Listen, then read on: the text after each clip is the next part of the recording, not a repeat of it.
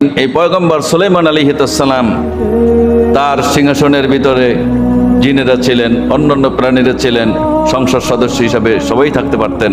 তো সেখানে একটা মানকিও ছিল, একটা বানরও ছিল। এই বানরটা যখন সংসদের ভিতরে ঢুকতো, সুলাইমান আলাইহিস সালামকে এসে একটি সালাম দিতে হতো। সালাম দেওয়ার পর তার সামনে সালামি হিসাবে একটি টাকা দেওয়া লাগতো। এরপর সুলাইমান আলাইহিস সালামের হাতে যে ছড়িটি থাকতো, ছড়িটি দিয়ে বানরটাকে একটা পিটান দিয়ে দিত, একটা আঘাত করে দিত। বানরটা সুলাইমান আলাইহিস সালাম যেই গদিটা, যেই সিংহাসনটায় বসতেন, তার নিচে গিয়ে চুপচাপ করে বসে থাকতেন।